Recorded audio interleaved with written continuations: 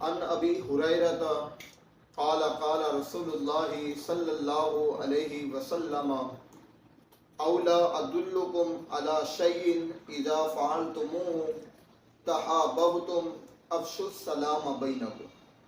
حضرت ابو ہریرہ رضی اللہ تعالی عنہ سے روایت ہے کہ نبی اکرم صلی اللہ علیہ وسلم نے فرمایا کہ کیا میں تم کو ایسی بات نہ بتلاؤں کہ جب تم آپس میں ملو اس پر عمل کرو تو تمہارے درمیان محبت بڑھے گی۔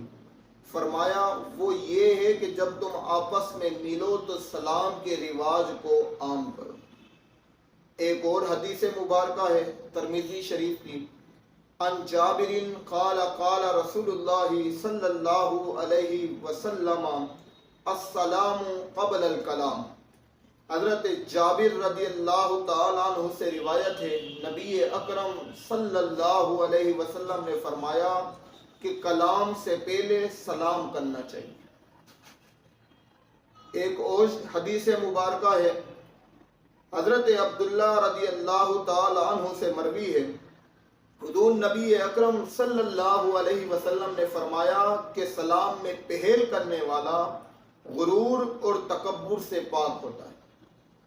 اس حدیث مبارکہ سے ایک یہ بات معلوم ہوئی کہ جب انسان سلام کے اندر پہل کرتا ہے تو وہ جو غرور کی کیفیت ہوتی ہے، تکبر والی کیفیت ہوتی ہے، وہ ختم ہو جاتی ہے اور انسان کے اندر عاجزی آ جاتی ہے۔ نبی اکرم صلی اللہ علیہ وسلم کی ان حدیث مبارکہ سے یہ بات معلوم ہوئی کہ انسان جب کلام کرے تو سب سے پہلے سلام کرے۔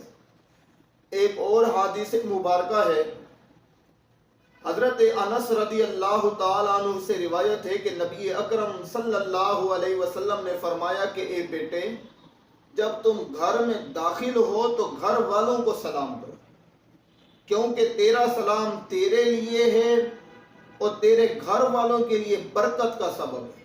سبحان اللہ، کتنی بڑی حدیث مبارکہ ہے۔ اس حدیث سے پتہ لگا کہ انسان اگرچہ جب گھر بھی جائے تو سلام کے رواج کو عام کرے۔